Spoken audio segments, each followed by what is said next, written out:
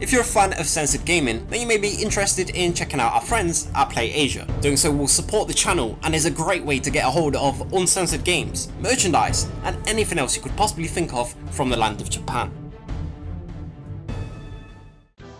Today we're going to be talking about the censorship made to the GameCube RPG Baten Kaitos Origins. Origins is the second and final game in the Baten Kaitos series, and as you can see, the title was given a teen rating over in America. However, none of the censorship we're going to discuss would have been due to its rating. In fact, the first bit of censorship can be seen on the cover itself, and no, I'm not talking about the much more shadowy appearance over in Japan. You see, it was the game's name to be censored. Rather than being called Baten Kaitos Origins, the Japanese version is named Baten Kaitos 2, Beginning of the Wings and Heir of the Gods. Yes, the original one is a bit of a mouthful, but this was indeed still censorship. If you notice, the Japanese name had a religious Heir of the Gods reference, with religious references being something that, at least back then, was very commonly removed when bringing Japanese games overseas. Basically, companies were worried about offending people. This is further backed up by censorship seen in-game. At one point in the story, the main character will be tied to a block. Now, over in Japan, they are in fact tied to a cross, which is something that could be pretty touchy over in the West.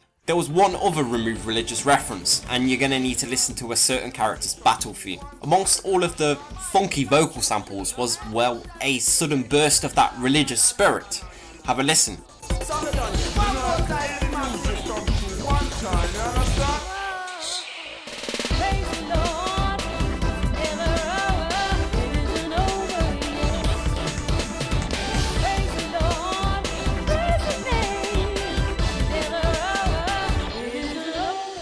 Outside of Japan, the Praise the Lord section of the song was replaced with this.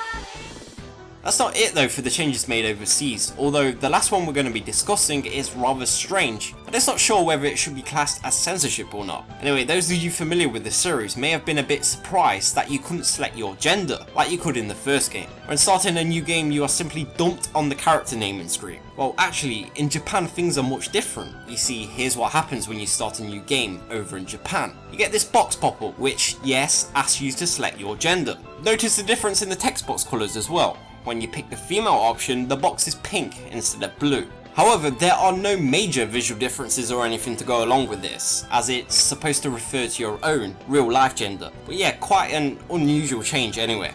Thank you for watching.